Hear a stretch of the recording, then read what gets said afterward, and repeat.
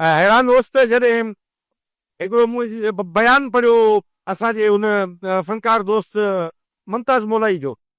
उन चयो सरदार छा चवे थो त बाबा मूं किथे चयो आहे पहिरीं ॻाल्हि त आऊं त उतर ऐं लाड़ जो फ़र्क़ु छो रखंदुसि या थर जो फ़र्क़ु छो रखंदुसि। सही।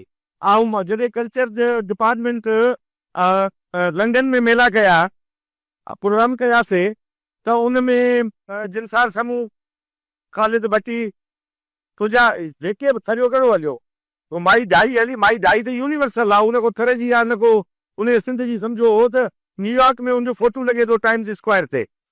त उन में जेके आर्टिस्ट दिलबर जलाल किथां जो आर्टिस्ट आहे? दिलबर जलाल उमरकोट जो त कोन्हे। उमरकोट जो कहिड़ो माई डाई रुगो हिकिड़ी हुई, बाक़ी त को बि आर्टिस्ट कोन हो। सो इहा ॻाल्हि ई ग़लति आहे त उतर ऐं फ़र्क़ु करणु फ़नकार आहे।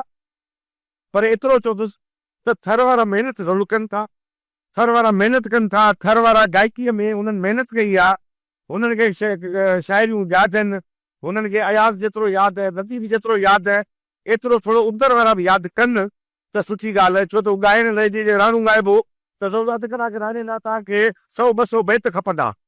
उहे तव्हांखे जे बैत यादि न हूंदा त ज़ाहिर ॻाल्हि आहे। बाक़ी ॻाइण उतर जा कमाल जा रहिया आहे। सिंगार सलीम खां वठी तव्हांजा जेके लाड़काणे वारा असांजा जेके समा जेके आर्टिस्ट आहिनि उन्हनि ताईं ॿिया बि इलाही आर्टिस्ट उतर जा आहिनि त कमाल जा रहिया आहिनि। पर हाणे थोरी महिनत करणी पवंदी हुननि खे। थर आहे ऐं ॾिसां पियो त उहे बिराकूं तिकड़ियूं पिया खणनि फ़कीर सलीम खिले थो बिरादरी आहे।